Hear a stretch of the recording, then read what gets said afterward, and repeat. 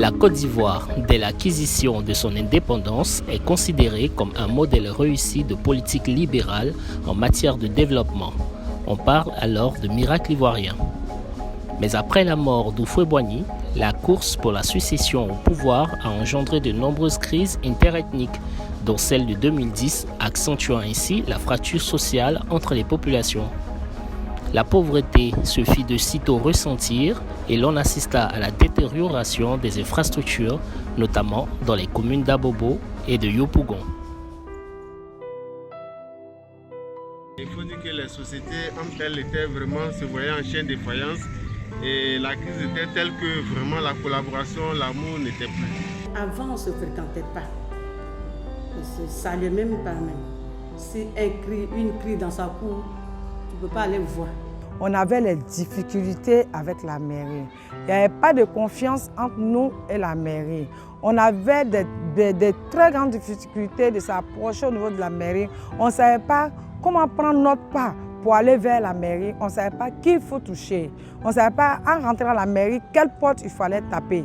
Avant la mise en place de ce projet-là, à Bobo, il y avait quand même une crise de confiance entre les autorités municipales de la mairie d'Abobo et les résidents.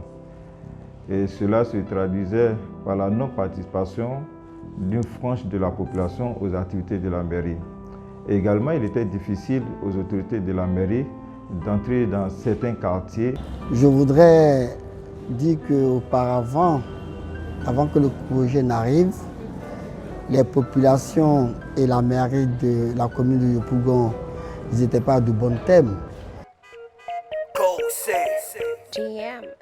Vous savez que le gouvernement a initié ce projet pour 2 points essentiels.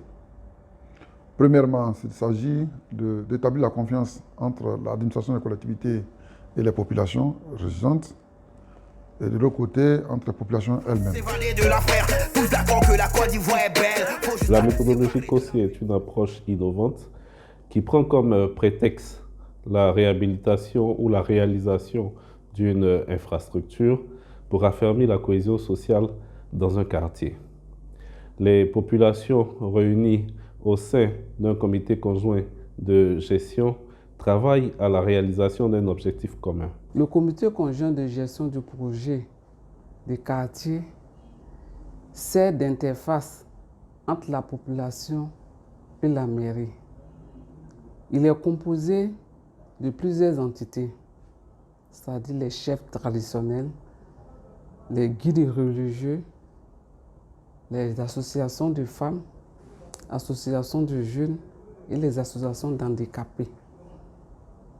Il a pour mission de faire le dialogue communautaire, de faire le recrutement de la main-d'œuvre locale et de faire la mobilisation sur le site du projet.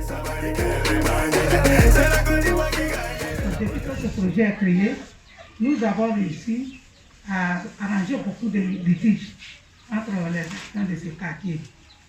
On a tout fait pour arranger ça entre nous dans le quartier ici. Donc la cohésion sociale, en tout cas, ça a marché grâce au projet. Lorsque effectivement ce projet a pris corps avec la construction des 3 classes maternelles, en tout cas, la communication passe. Parce que l'entourage s'est dit que grâce à ce projet, grâce au bureau CCGQ, il y a quelque chose de concret qui se réalise au quartier. Donc la communication sera améliorée. Ces actions communautaires, on avait balayé, on avait fait opération coup de balai, on a fait du théâtre, on a joué au football, football féminin, football masculin. En tout cas, ça nous a rapprochés parce qu'au terrain, il y avait toutes sortes d'ethnies. On se frottait, en tout cas, tout le monde y était.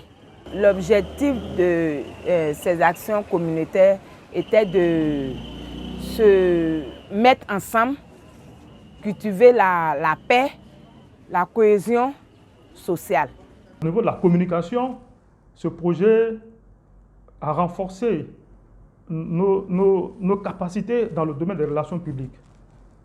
Voilà, ce projet nous a permis par exemple d'installer des tableaux d'affichage. Ce projet nous a permis d'installer des boîtes à suggestions. On a eu aussi à faire des activités, à faire des émissions radio Et ces émissions radio-là ont vraiment porté, ont permis aux populations d'avoir des informations sur la commune, d'avoir des informations sur la mairie et d'avoir de bons rapports avec la mairie. Le projet COSE a apporté beaucoup à la commune en ce sens qu'il a permis d'établir la confiance entre l'administration municipale et les populations bénéficiaires du projet. À cela, il faut ajouter aussi la page Facebook de la mairie qui a permis aussi de communiquer. En effet, au niveau de l'efficacité du projet, nous a permis d'acquérir des connaissances en matière de redevabilité. Rendre compte aux populations et demander aux populations de rendre compte de ce qu'elles ont décidé, de ce qu'elles ont fait à la mairie, pour qu'un bilan exhaustif soit fait. Aujourd'hui, grâce au tableau d'affichage que nous avons appris, à travers des stages à Tokyo et même ici, en Côte d'Ivoire, au niveau de la commune d'Abobo, la population, toutes les couches socio-professionnelles sont informées au programme près de tout ce qui se passe au niveau de la mairie d'Abobo. Grâce aux bases de données infrastructures et aux bases de données sociales qui nous ont été données par la JICA, dans le cadre de ce projet donc a permis à la mairie d'élaborer son programme triennal sur la base des données fournies par le programme, la base des données sociales et infrastructures. Ça a permis d'établir une certaine équité au niveau des différents quartiers de la commune de Yopougon. Nous avons mis en œuvre ce projet avec beaucoup de satisfaction. Et nous sommes aujourd'hui à même de demander à toutes les communes de Côte d'Ivoire d'utiliser cette méthode COSE qui a permis justement de ramener la cohésion sociale.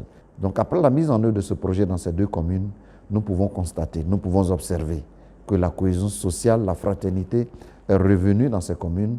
Mais n'empêche, les deux communes doivent continuer, dans le cadre de la pérennisation de ce projet, doivent continuer de travailler en s'appuyant toujours sur la méthode COSE. On veut se décaler dans la paix, on doit se dépanner dans la perte. Tant qu'on peut se parler, n'en fais pas tout un plat fausse préparé dans la tête. Si toi et moi on est condamnés à vivre ensemble, pourquoi s'évader de l'affaire?